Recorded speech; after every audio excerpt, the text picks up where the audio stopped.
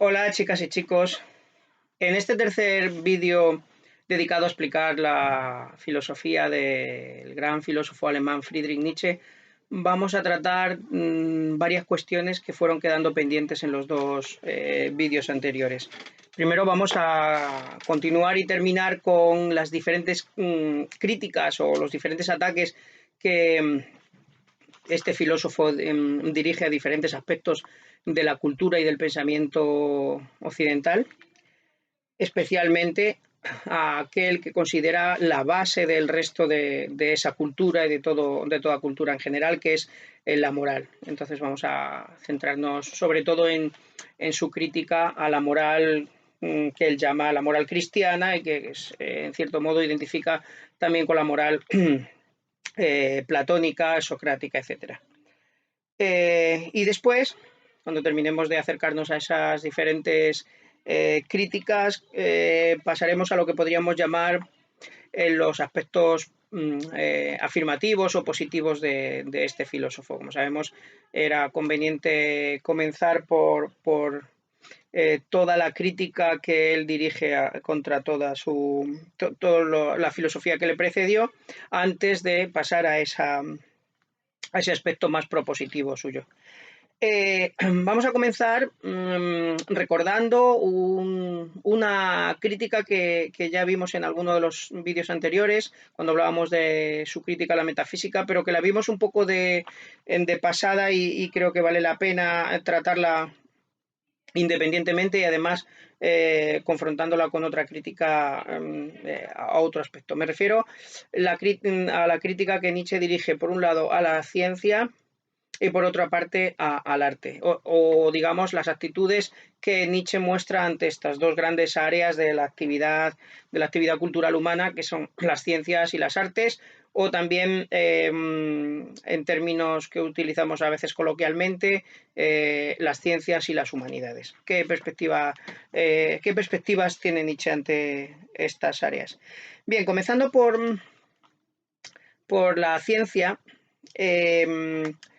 la actitud de Nietzsche ante la ciencia puede resultar manifiestamente contradictoria. Una manera de suavizar esta contradicción es entender que las diferentes versiones que Nietzsche ofrece de su actitud ante la ciencia pertenecen a diferentes épocas de su pensamiento. Así se suele hablar de una época más positivista, más partidaria del saber científico, y una época tardía bastante más radical, donde la misma ciencia es sometida a una crítica profunda. Aunque en realidad yo creo que ambas visiones conviven en muchos textos de Nietzsche y son una manifestación más de las veces en que el pensamiento de este filósofo pues parece contradictorio, porque es un pensamiento que llamaríamos muy dialéctico, muy vivo. ¿Cuáles son esas dos actitudes que tiene Nietzsche ante la ciencia? Por una parte está lo que podríamos llamar la visión positiva acerca de la ciencia. Es la visión positivista en el sentido, como sabéis, de que la ciencia se basa en hechos positivos, en hechos comprobables empíricamente.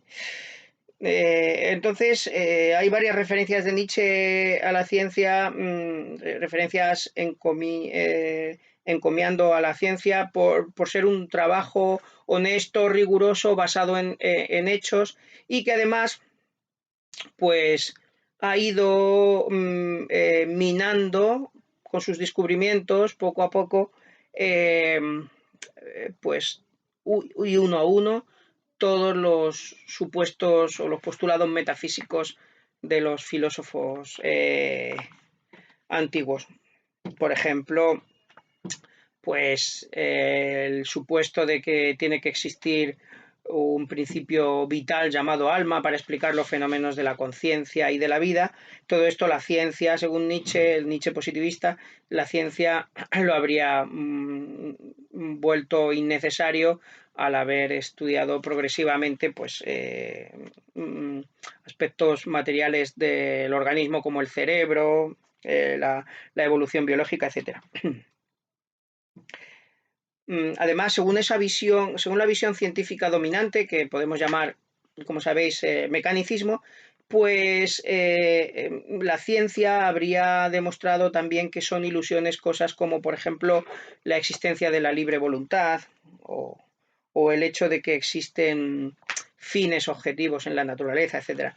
Todas estas desmitificaciones de la ciencia a Nietzsche le parecen asumibles, positivas, y en ese sentido él se apoya habitualmente, sobre todo, ya os digo, en sus primeras obras, en sus obras más tempranas, en estos descubrimientos científicos. Pero, por otra parte, está la visión menos halagüeña, menos positiva de la ciencia en el Nietzsche más radical. ¿Por qué? Bueno, como ya habíamos visto en algunos momentos de un vídeo anterior, Nietzsche piensa que en el fondo los científicos comparten el error fundamental de los metafísicos y de la religión, que es la creencia en un valor absoluto, que es lo que Nietzsche entiende por Dios cuando dice Dios ha muerto, un valor absoluto que en el caso de la ciencia se expresa como la creencia científica en que existen unas leyes universales que rigen el comportamiento de la naturaleza y que son así inmutables, o al menos que si esas leyes cambian es debido a unas leyes superiores, pero en todo caso el científico confía en que puede dar una descripción de la naturaleza y hacer una previsión de lo que va a suceder, y eso implica creer que la naturaleza se rige por unas determinadas leyes. Esta creencia para Nietzsche está completamente injustificada, es un salto más al vacío como el que da el metafísico. Nada en nuestra información vital del aquí y el ahora no nos puede garantizar que exista ninguna ley universal, y por tanto ese margen de creencia, que sin embargo es fundamental para la ciencia, porque imaginemos qué sería de la ciencia si admitiese que todo lo que ahora sabemos es completamente eventual, que no hay ninguna razón para creer que siga sucediendo así. Bien, pues esa creencia en una cierta inmutabilidad, en una ley universal, es para Nietzsche una manifestación de la misma creencia metafísica y religiosa.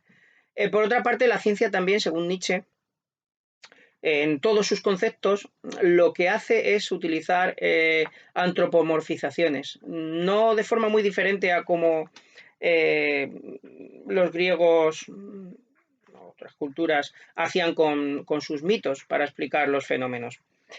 Lo que pasa es que cuando estamos dentro de un sistema de conceptos, a nosotros nos parecen conceptos objetivos, no vemos que sean antropomórficos porque no tenemos la suficiente perspectiva.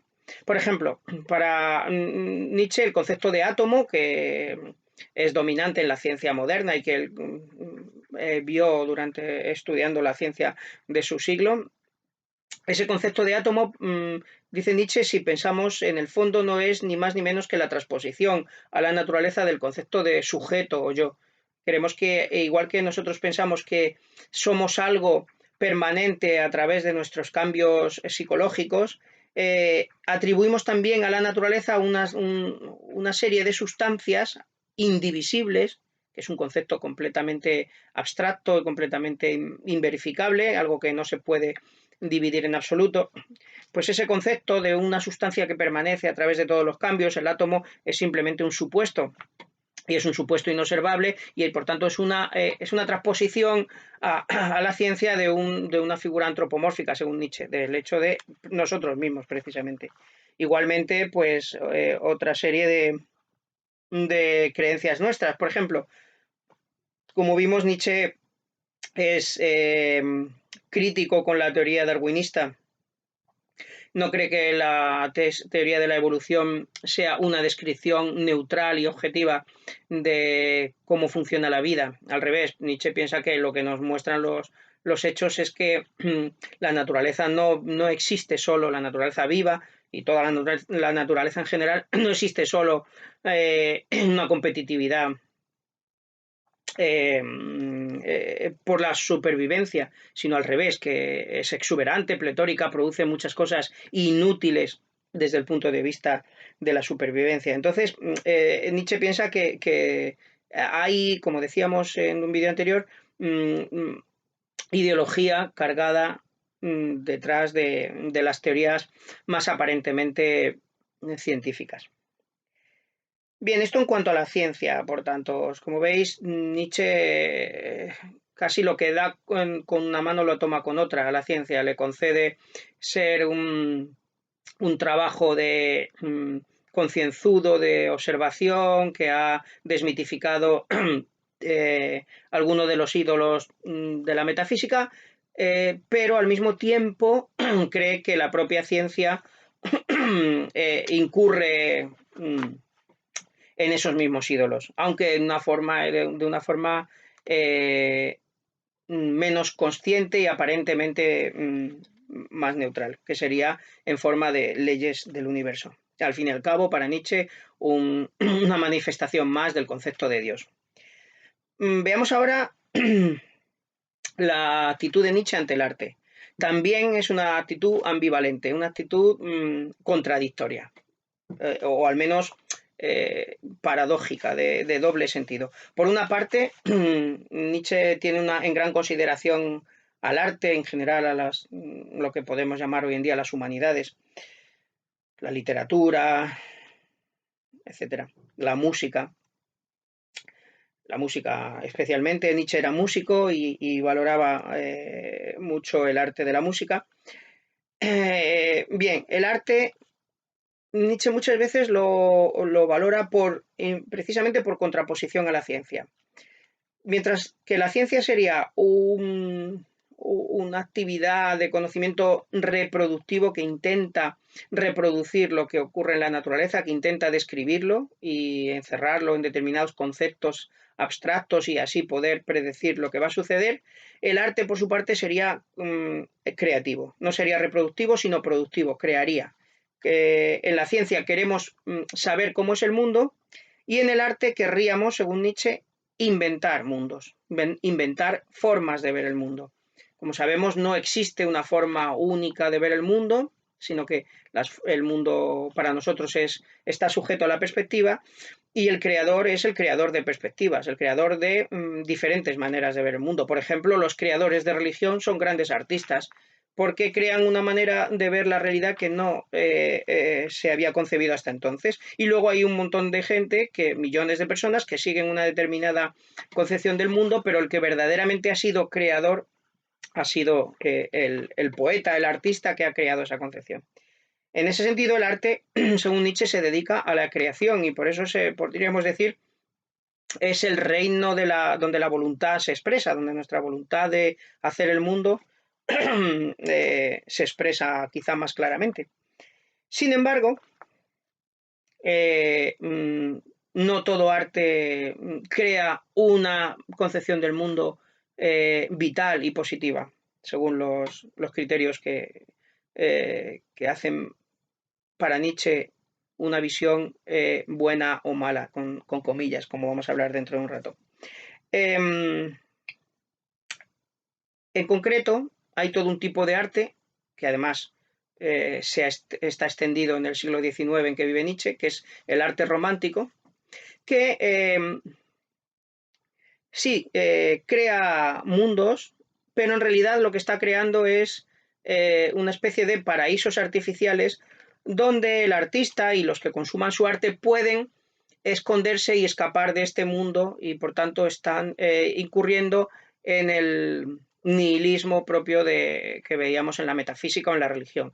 El artista en ese sentido no está haciendo una afirmación del mundo, no está dándole un sentido vital a este mundo, sino que al revés está negando este mundo y refugiándose en ese paraíso artificial, como lo llamó el poeta Baudelaire, el poeta francés Baudelaire. Por tanto, fijaros, nuevamente Nietzsche tiene una actitud de toma y daca con el arte. Por una parte, el arte es creación, en ese sentido es manifestación de pura vitalidad, pero por otra parte, cuidado con el arte que huye de la realidad como por ejemplo el arte romántico, frente al arte clásico, que según Nietzsche es mucho más coherente con una actitud vital. Como representante del arte negativo, del arte romántico, en ese sentido, Nietzsche tiene cerca a un gran músico y artista en general, del que fue personalmente amigo durante años, que es el compositor alemán Richard Wagner, el creador de tantas eh, grandes óperas. Nietzsche, como os decía, fue amigo personal de Wagner durante un tiempo y durante un tiempo creyó que Wagner venía a representar un nuevo arte vital, que anticristiano, que recuperaría actitudes más vitalistas como las que podían encontrarse quizá en los mitos germánicos en los que a veces, en los que se basaba muchas veces la, las óperas de Wagner. Pero con el tiempo cambió de parecer Nietzsche y rompió con Wagner, acusándole de ser al fin y al cabo un artista cristiano, un artista cuya alma se habría vendido al cristianismo, lo cual Nietzsche vio confirmado cuando la última ópera de Wagner, Parsifal, precisamente trató un tema cristiano. Frente a Wagner, una música que además Nietzsche describe, identifica como una música inbailable, una música densa y pretenciosa, estarían otros artistas mucho más amantes del juego, de la vitalidad, como por ejemplo pues, algunos compositores franceses como Georges Bizet de la época, que Platón contrapone a ese espíritu pesado que encuentra en Wagner. Bueno, hasta aquí entonces la crítica de Nietzsche a la ciencia y al arte. Veis que en cierto modo hay una contraposición importante entre ellos. La ciencia es creativa mientras que el arte es reproductivo. Esta tesis sobre todo es propia de Nietzsche en sus primeras obras. Pero progresivamente Nietzsche advierte que la ciencia no es solamente una tarea escrupulosa de observar la realidad, sino que también incurre, como decíamos, en los prejuicios metafísicos, y por su parte el arte también tiene esa doble cara en que por una parte es creación, pero por otra parte puede ser una huida del mundo, al menos en ciertas formas del arte. Voy a pasar ahora a hablar un poco de otro tema que ya había salido en vídeos anteriores, que es la crítica a la modernidad. Se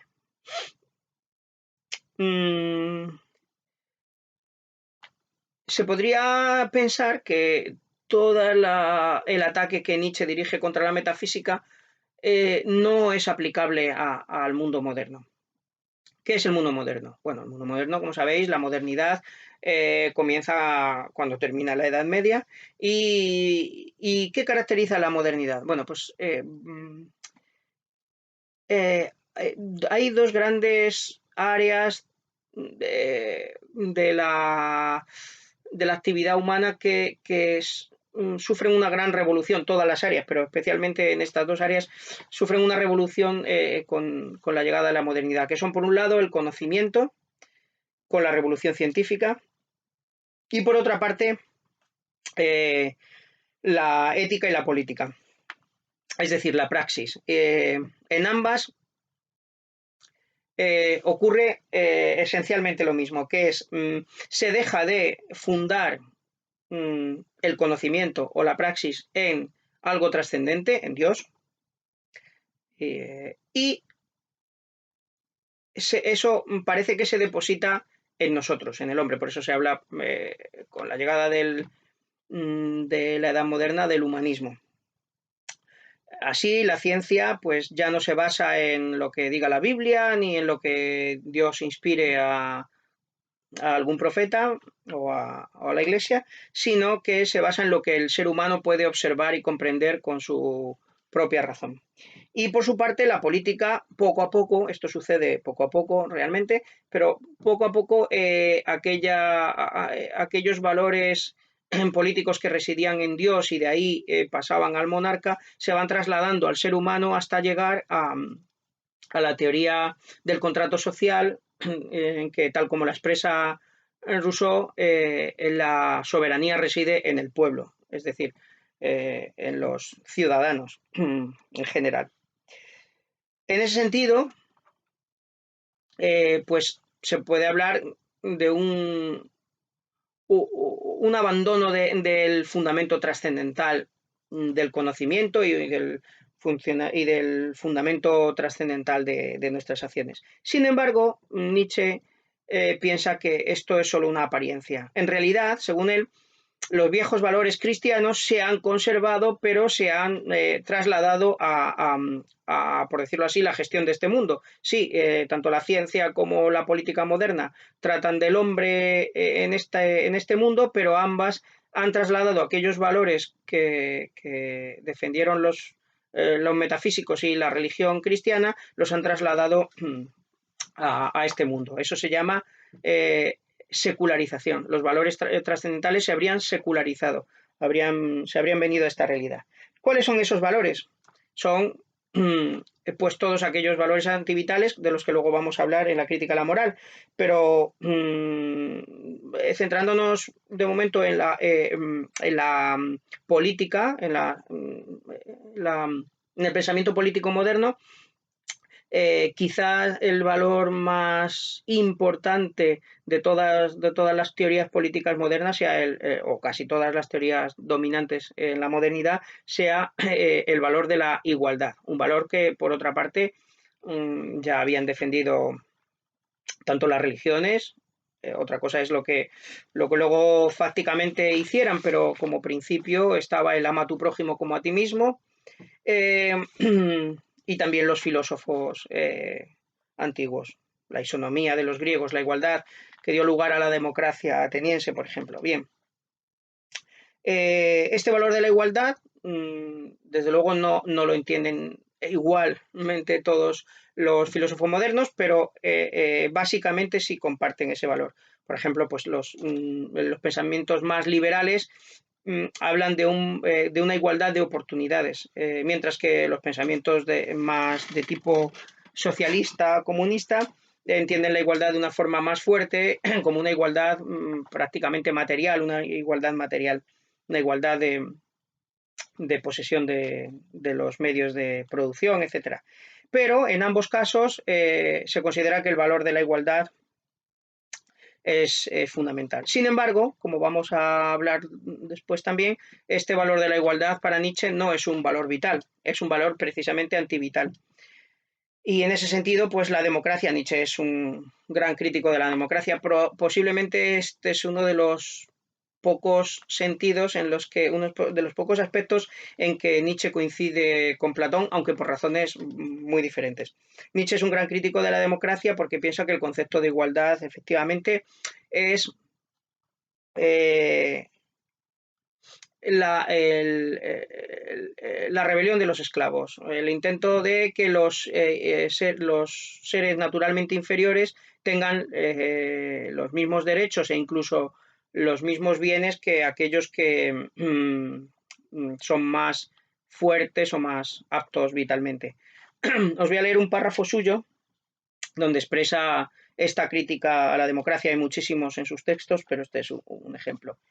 Dice: creo que el gran movimiento que avanza incontenible, el movimiento democrático de Europa, eso que se llama progreso, entrecomillado, lo mismo que ya su preparación y precursor moral, el cristianismo, solo significa en el fondo la enorme e instintiva conjura global del rebaño contra todo lo que es pastor, animal depredador, eremita y César, a favor de la conservación y elevación de todos los débiles, abatidos, malparados, mediocres, medio malogrados, como una prolongada sublevación de esclavos. Por tanto, como veis, para Nietzsche la modernidad no es ni mucho menos una superación, no supone ni mucho menos una superación de la vieja metafísica, sino simplemente una secularización. Los valores siguen siendo los mismos. Bien, ¿cuáles son esos valores? Aquí pasamos ya al núcleo de la crítica de Nietzsche, que es la crítica a la moral. Detrás de toda de toda teoría, detrás de todo arte, de toda actividad humana, hay, según Nietzsche, siempre una actitud determinada de la voluntad, una actitud de la voluntad ante el mundo.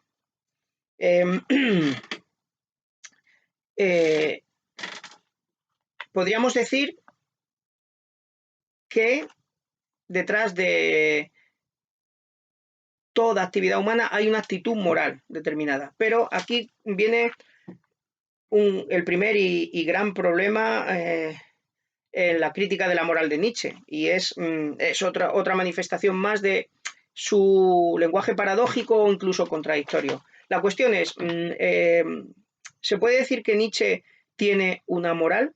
Esta es una pregunta difícil y problemática, porque Nietzsche se expresa de las dos maneras. Por una parte, su crítica a la moral tradicional, él la describe muchas veces como simplemente la crítica a la moral.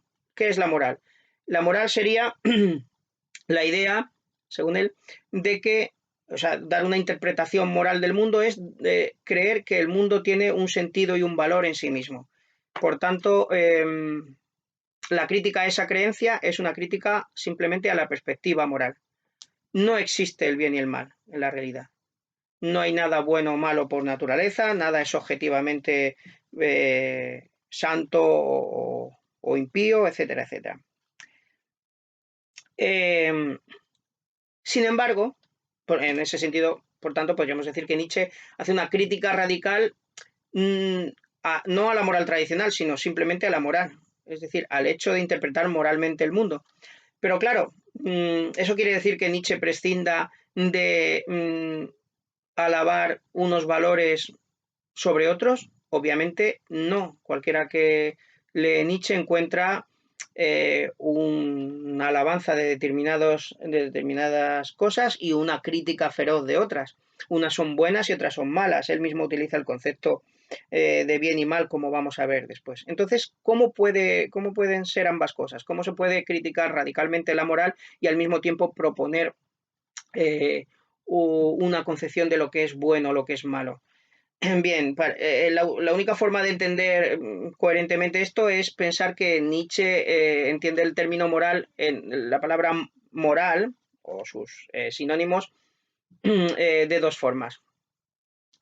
De una forma más específica, moral significaría la moral tradicional, que se basaría efectivamente en la creencia de que existe un valor objetivo en la realidad, que el mundo es moral, etcétera, y que nosotros lo que hacemos es descubrir esos principios morales y seguirlos mejor o peor. Pero por otra parte, tomado el término moral en un sentido amplio, en el sentido de otorgar valor, no creer que las cosas tienen valor, sino otorgar algún valor a la vida y a lo que ella conlleva, en este sentido, claro que Nietzsche tiene una moral. Una moral que a veces él llama moral sin moralina, es decir, moral sin moralización, moral sin la enseñanza de que esto es así porque lo ha prescrito Dios o porque está en la naturaleza de las cosas, etc.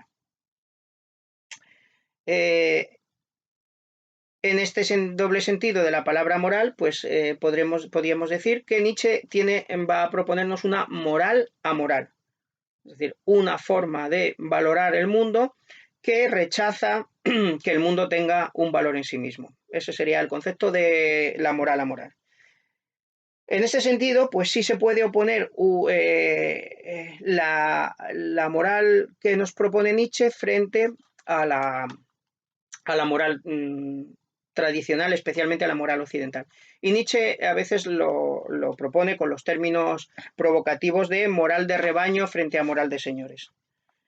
¿Cuál es esa moral de rebaño? Obviamente la moral de rebaño es la moral judeocristiana y también la moral socrático-platónica.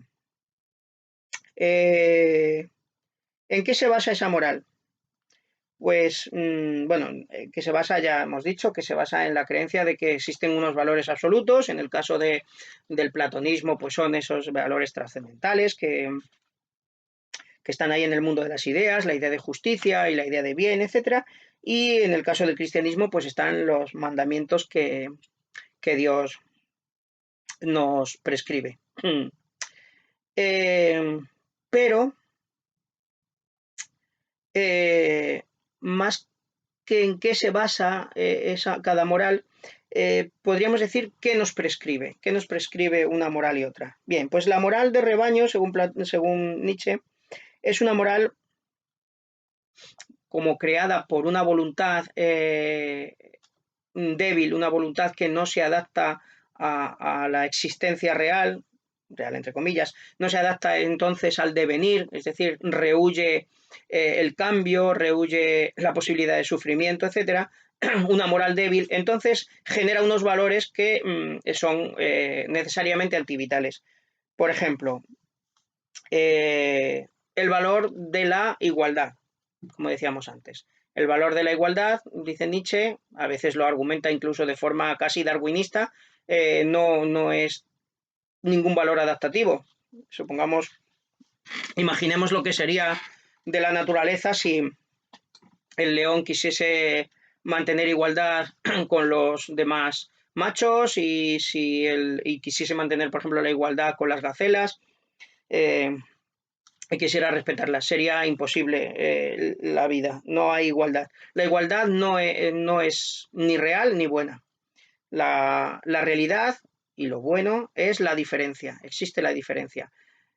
Lo que ocurre es que los débiles, evidentemente la igualdad, según Nietzsche, solo les conviene a los débiles. ¿A quién le conviene la igualdad? ¿Al que está por encima o al que está por debajo? Evidentemente al que está por debajo, porque con la igualdad va a ganar.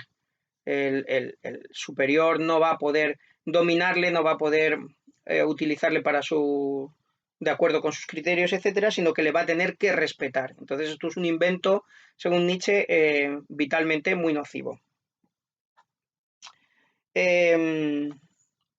Otro valor fundamental de la moral del débil, de la moral del rebaño, es la paz.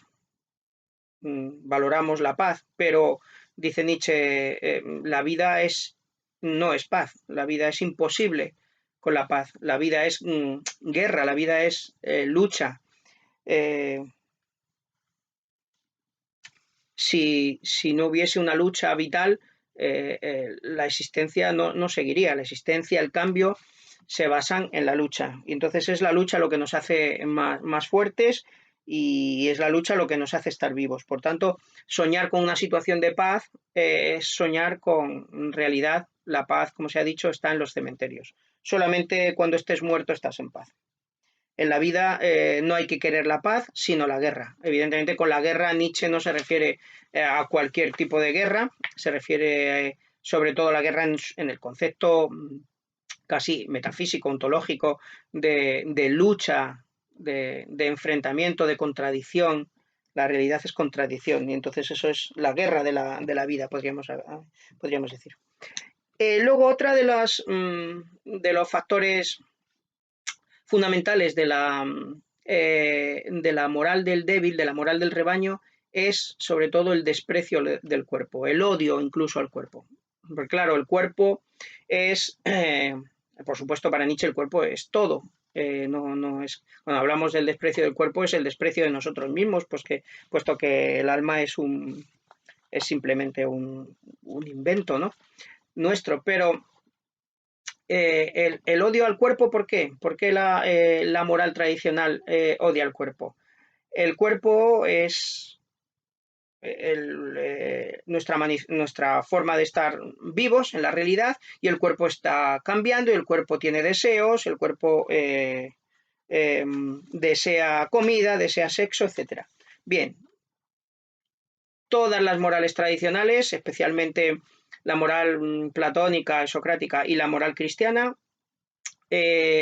han dictado una condena radical del cuerpo. Del cuerpo y de su deseo, del cuerpo como fuente de deseo. ¿Por qué los pecados capitales son los que son? ¿Están relacionados con los apetitos más básicos del cuerpo? Según Nietzsche, porque esos pecados han sido dictados por aquellos que realmente se odian a sí mismos, odian a su cuerpo y lo han contagiado y nos han contagiado a todos esa conciencia de maldad del cuerpo. Mi reino no es de este mundo, dice Cristo, y si tu ojo te escandaliza, arráncatelo. No estaba pensando en su ojo precisamente, dice Nietzsche. Este desprecio del cuerpo, este desprecio de lo que somos, es quizá una de las cosas más escandalosas para Nietzsche y más, que dejan más en evidencia el tipo de animal enfermo en que nos hemos convertido los seres humanos, sobre todo aquellos que hemos seguido estas morales de rebaño, estas morales del débil. Bien, frente a todos esos valores fruto de la debilidad, es decir, la igualdad, la paz, el desprecio del cuerpo, etcétera, etcétera, todos los que van unidos a ello, estaría la moral de señores, como lo llama Nietzsche retóricamente, o la moral contra moral o la moral amoral. Esta moral se basa al revés en la voluntad fuerte, en la voluntad de vivir, en la voluntad de vida.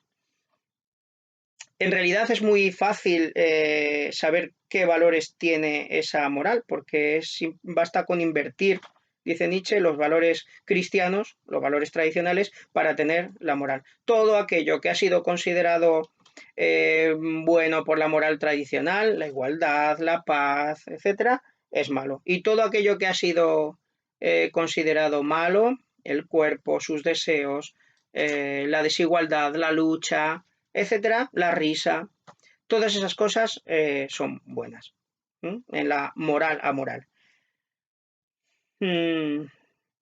Os leo uno de los primeros párrafos, el segundo párrafo del último libro de Nietzsche, el Anticristo, donde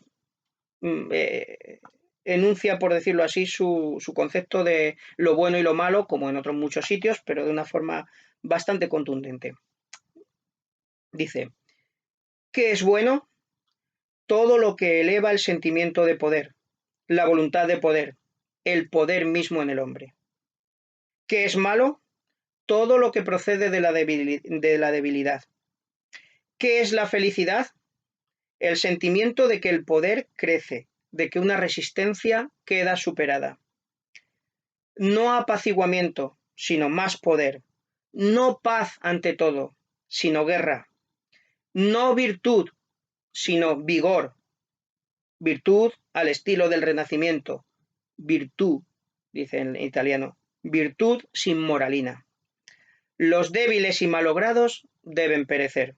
Artículo primero de nuestro amor a los hombres. Y además se debe ayudarlos a perecer. ¿Qué es más dañoso que cualquier vicio? La compasión activa con todos los malogrados y débiles. El cristianismo. Como veis, pues Nietzsche utiliza un lenguaje muy provocativo, muy fuerte, hay que entenderlo cargado de ironía, pero también de cinismo en el sentido de atreverse a decir aquello que no se quiere oír. Nietzsche dice que al nuevo filósofo le necesita ser cínico, le corresponde ser cínico y decir aquello que puede doler oírlo, pero que nos duele porque compartimos los valores cristianos o los valores de la moral tradicional en general. Por ejemplo, cuando uno lee muchos pasajes de Nietzsche en que él se alaba a sí mismo, uno siente como que ahí hay una falta de humildad o de un exceso de orgullo, etcétera, un exceso de vanidad, pero evidentemente es que Nietzsche no está compartiendo el valor cristiano de la humildad, de declararse uno inferior de lo que es. Entonces, Nietzsche no solo dice, sino que hace e intenta hacer aquello que valora. Bien, entonces, como veis, resumiendo un poco, frente a la moral del débil o la moral de rebaño, la moral cristiana, la moral socrático-platónica, basada en la idea de igualdad humana, de que los seres humanos tenemos todos los mismos derechos, y en el desprecio de nuestra materialidad, de nuestro cuerpo como algo inferior, lleno de deseos, todos ellos pecaminosos, etc. Nietzsche quiere reivindicar una moral completamente diferente, una reivindicación del cuerpo y de los deseos más elementales del cuerpo, y una moral que represente una actitud afirmativa ante la vida, una actitud vitalista. Por eso a su filosofía se le ha llamado siempre vitalismo. Con esto llegamos al final de todas las críticas que Nietzsche dirige a la tradición occidental, al pensamiento antiguo y moderno, y su propuesta de una nueva, ya hemos empezado de hecho con su propuesta de una moral contraria. Ahora voy a intentar mencionaros brevemente, explicar brevemente algunos de los conceptos más afirmativos del pensamiento de Nietzsche, que no son pura actitud crítica, sino una especie de construcción filosófica, incluso podríamos decir metafísica, con comillas, la metafísica de Nietzsche. Hay, en cierto modo, una metafísica de Nietzsche, es decir, una teoría de la realidad, aunque él, por otra parte, niegue que no existe una realidad con mayúsculas, sino que todo es perspectivo. En realidad, él sí nos dice cómo es la realidad. Bien, ¿cómo es esa realidad? Pues él pensaba durante un tiempo, en sus últimos años, antes de caer definitivamente en el colapso mental que le tuvo 10 años en sanatorio psiquiátrico, pensaba escribir una gran obra donde expondría todo su pensamiento, y a esta gran obra la pensó titular La voluntad de poder. Este es quizá uno de los, o el concepto clave de toda la estructura filosófica de Nietzsche. Podríamos decir, expresarlo en términos de filosofía tradicional, que según Nietzsche, la esencia de todas las cosas, lo que subyace a todas las cosas, es voluntad de poder.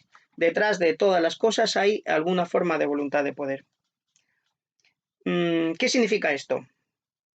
Bueno, por una parte, voluntad es el concepto de es sinónimo de querer, no en el sentido querer, no en el sentido de amar, que sería un sentimiento, sino en el sentido de querer determinar que algo suceda. Es decir, es la forma de la actividad.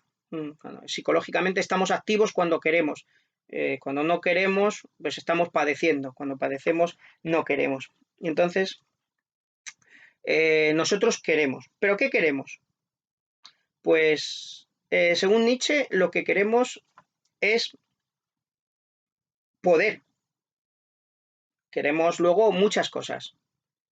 Yo quiero tener esto o lo otro, pero en realidad, detrás de esas cosas particulares que queremos, lo que realmente queremos es querer, es decir, tener la posibilidad de poder conseguir todo aquello que yo particularmente quiera en cada momento. Pero no me basta con tener algo en cada momento. Si yo tengo las cosas, pero no puedo tener otras, eso es precisamente lo que quiero. Por tanto, mi principal voluntad no es voluntad de cosas, sino voluntad de voluntad, dice Nietzsche, un tipo de expresión que os sonará mucho a filosófico. Es voluntad de voluntad. La voluntad de voluntad es lo mismo que la voluntad de poder, porque el poder realmente es tener la capacidad de realizar aquello que tú quieres. Es decir, tener abierta la posibilidad, aunque no la realices, la posibilidad de realizar aquello que tú quieres. Y eso es lo que queremos ante todo. Queremos poder, y por tanto queremos querer lo que queramos, si me lo permitís. Eso sería la esencia del mundo. Todo lo demás son expresiones de la voluntad de poder. Toda la naturaleza, según Nietzsche, es una expresión de voluntad de poder. Las plantas intentan manifestarse todo lo que pueden y quieren organizar el mundo de acuerdo a sus concepciones, a sus criterios, por hablar así metafóricamente, y nosotros, y cada uno de nosotros, igualmente, queremos hacer el mundo a nuestra imagen y semejanza. Queremos ser los dioses que manejan esto. Por tanto, siempre hay detrás de todo una voluntad de poder. Esta voluntad de poder puede ser más fuerte o más débil. Cuando es más débil, genera, al fin y al cabo, esa moral de debilidad que es el nihilismo, que es la negación, que puede llegar a la negación de la realidad. Como yo no soy capaz de crear la realidad, sino que ella se me impone, es decir, otras voluntades de poder se me imponen, pues yo adopto una postura defensiva que en último extremo niega incluso esa realidad y se inventa otra porque en esta no tiene su posibilidad. Bien, eso sería uno de los conceptos, como os decía, por decirlo así, el concepto metafísico o uno de los conceptos metafísicos más importantes de Nietzsche. Por cierto, él dice también muy filosóficamente que todo está en devenir, pero precisamente la voluntad no deviene, es lo único que no deviene, precisamente porque es la esencia de todas las cosas, ella misma no puede estar sujeta a devenir. Es decir, la voluntad no puede dejar de existir. Todo lo que ocurra será voluntad. Por tanto, en cierto sentido, la voluntad se convierte para Nietzsche en una especie de sustituto de la idea platónica. En Platón, pues la idea principal era el ser o la unidad o el bien, y en Nietzsche eso se convierte en la voluntad. La voluntad es lo único que no pasa, pero con la diferencia de que la voluntad está continuamente haciendo cosas, está continuamente creando el mundo, es ella la que continuamente se está manifestando como devenir. Mientras que la idea platónica, al menos en la interpretación corriente de Platón, la idea platónica no quería saber nada del devenir, o si se manifestaba en el devenir, para ella era algo completamente secundario, porque ella vivía perfectamente en sí misma, consigo misma. Otra idea muy importante de la filosofía de Nietzsche es su concepción del tiempo, sus discusiones en torno al concepto de tiempo. Con el cambio de pensamiento que propone Nietzsche cambian todas las cosas fundamentales, y una de las cosas fundamentales es el tiempo. Vivimos en el tiempo, no es que vivamos en el tiempo, es que somos seres de tiempo, no hay fuera del tiempo nada. Pero claro, ¿qué concepto de tiempo tenemos? No hay un único concepto de tiempo. En la concepción tradicional, por lo menos en la concepción cristiana, el tiempo es una especie de línea, generalmente se concibe como una línea recta, la flecha del tiempo, que va desde el pasado hacia el futuro y que tiene que acabar en algún momento. En el caso de la concepción cristiana, eso acaba con el apocalipsis y el juicio final. El mundo es destruido, se sale fuera del tiempo y hay un juicio en el que se produce una nueva existencia completamente diferente, que procede de haber juzgado lo que se ha hecho en el tiempo. En cualquier caso, hay una línea de tiempo. En la visión moderna de la ciencia y del progreso, etcétera, también el tiempo se concibe como una línea recta, lo que llamamos el progreso, la historia, y en algún momento se acabará. Por ejemplo, hoy en día los científicos piensan que acabará con la muerte térmica del universo. El caso es que se concibe como una línea que también tiene un final. Ese final ya no tiene por qué ser un juicio y un más allá, pero el caso es que la estructura del tiempo es la misma. ¿Por qué pensamos en esta estructura del tiempo? Nosotros creemos que es obvio que es así, pero para nosotros es obvio que es así porque tenemos esta concepción del mundo, una concepción en la que el presente, por decirlo así, no es nada más que el punto que lleva desde el pasado hacia el futuro. Sin embargo, según Nietzsche, podemos pensar en otro concepto de tiempo o en otros. De hecho, las sociedades precristianas, incluido Platón y Aristóteles, tenían un concepto cíclico del tiempo. En el caso de Platón hay más dudas porque él sí que escribió un diálogo, el Timeo, donde habla de que el universo fue creado por un demiurgo, por un constructor. Aunque este demiurgo le dio un movimiento circular que, dice Platón, en algún momento podría destruirse. Pero en Aristóteles no, el ciclo del mundo es indestructible. Este pensamiento del tiempo como una flecha que lleva a algún sitio, final, es más propio del cristianismo, y por eso se dice algunas veces que el cristianismo inventó, o el judeocristianismo inventó la historia en el sentido fuerte de la palabra, es decir, con un principio y un fin. En las sociedades incluso pregriegas, pensemos por ejemplo en la sociedad hindú, los maestros hinduistas tenían una concepción cíclica del tiempo también, y en esa concepción entraba el propio ciclo de las almas que se reencarnaban, etc. Por tanto, hay diferentes conceptos de tiempo. ¿Cómo debemos concebir el tiempo? ¿Cómo deberíamos concebirlo? Puesto que somos nosotros los que creamos nuestra visión de la realidad, ¿cómo deberíamos entender el tiempo para que estuviera a nuestro servicio y nos hiciera la vida más vital, más buena en el concepto que Nietzsche tiene de esto? Pues bien, Nietzsche piensa que deberíamos pensar el tiempo como un eterno retorno. Este es uno de sus conceptos más importantes. Él lo consideraba su descubrimiento más abismal, nos dice él mismo. Es decir, que pensáramos que cada instante, este instante mismo, se va a repetir infinitas veces. Se repite infinitas veces. Se ha repetido infinitas veces y se repetirá infinitas veces. Obviamente, si se repite completamente, y eso quiere decir que no somos conscientes de que ya se repitió. En cada momento lo estamos viviendo como nuevo, pero en realidad es el mismo instante. Nietzsche incluso intenta argumentar esto de forma lógica o medio física. Por ejemplo, os leo aquí un apunte suyo de sus fragmentos póstumos que dice: si el mundo tuviese como meta llegar a un estado, este ya se tendría que haber alcanzado.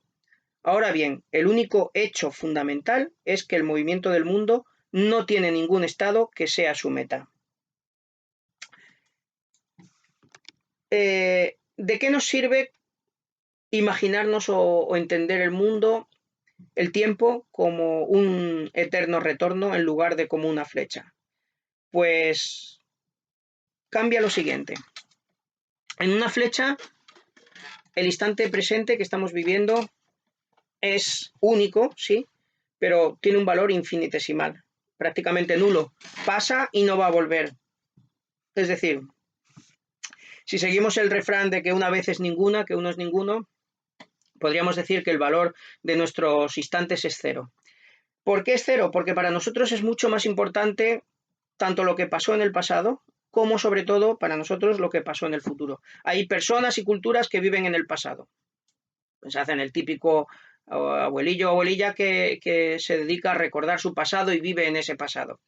Prácticamente ya no vive en el presente, a lo mejor no tiene las fuerzas suficientes para vivir en el presente y su mente se ha quedado en el ciclo del pasado, recordando sus batallitas, como solemos decir, entonces vive en el pasado. Nosotros, vosotros principalmente, vivís en el futuro. Lo que estáis estudiando solo tiene sentido para conseguir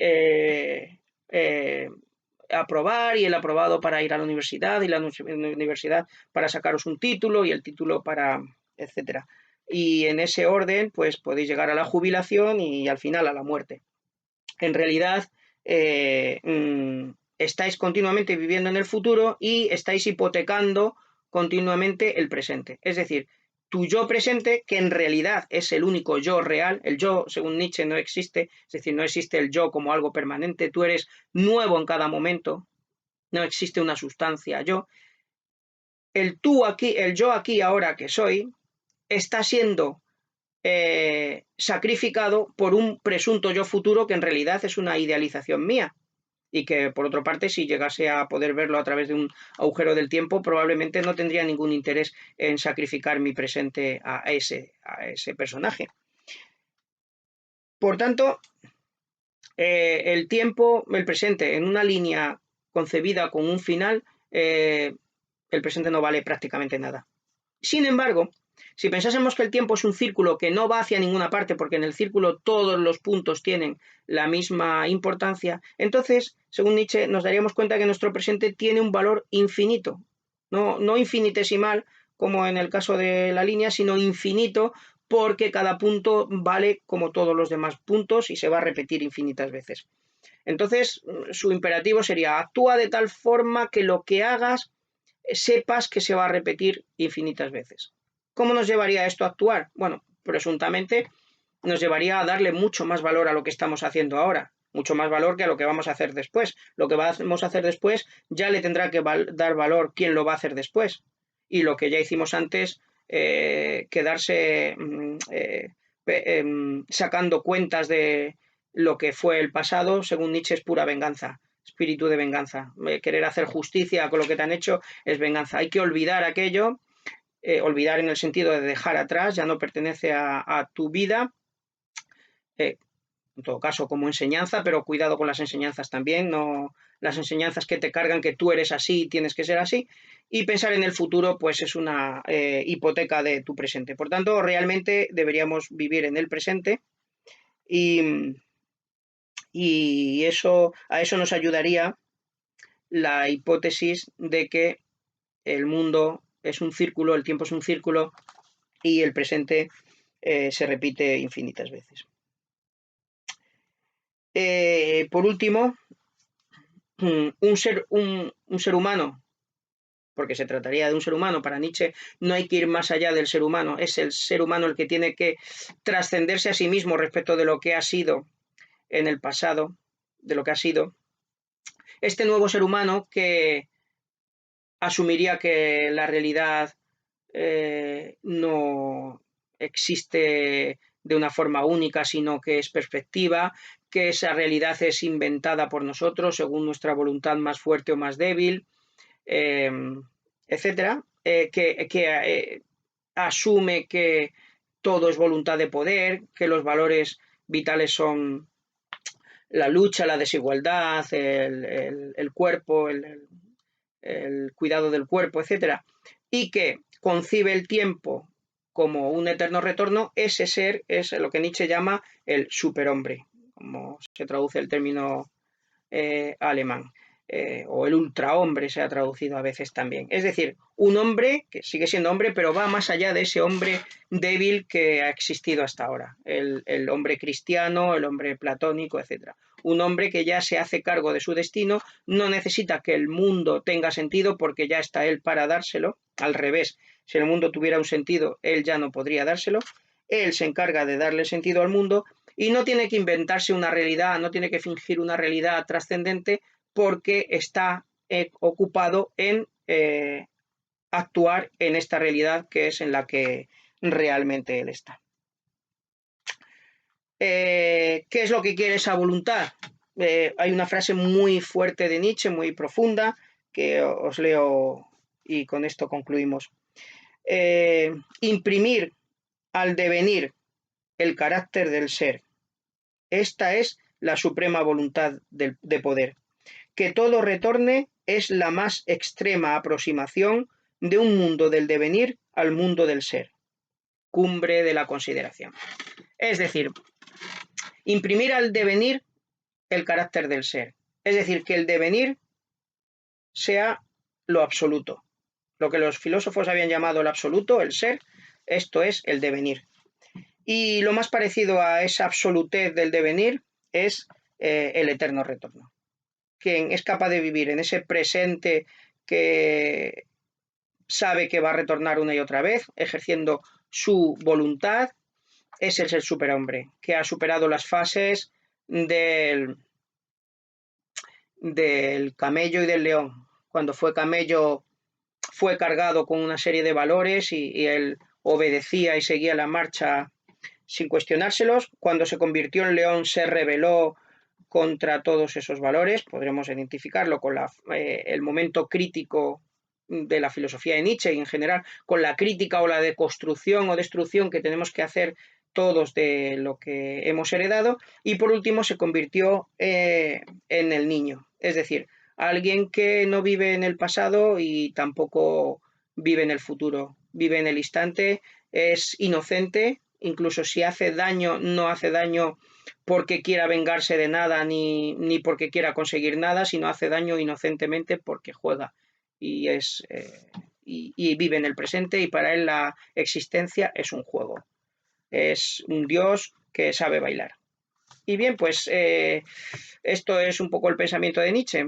Sería quizá interesante, podemos plantearnos si merecería la pena dedicar otro vídeo a, a examinar las diferentes lecturas que se han hecho de este autor y las posibles objeciones, críticas, contradicciones que, como hemos visto, parecen palpables que hay en este pensamiento y una confrontación, por ejemplo, de Nietzsche con Platón, que como decíamos desde el comienzo, pues son, digamos, los dos grandes polos de la filosofía, el positivo y el negativo. Ahora vosotros decidís cuál es cuál.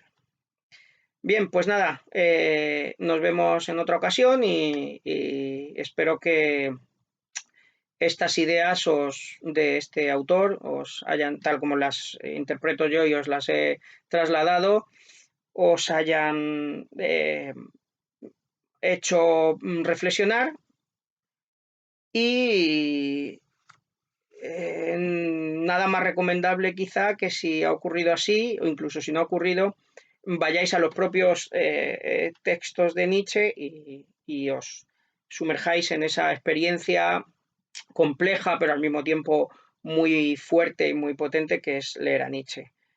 Aquí leeremos también en el próximo vídeo algunos de sus textos que comentamos para el examen de EBAU. Hasta luego.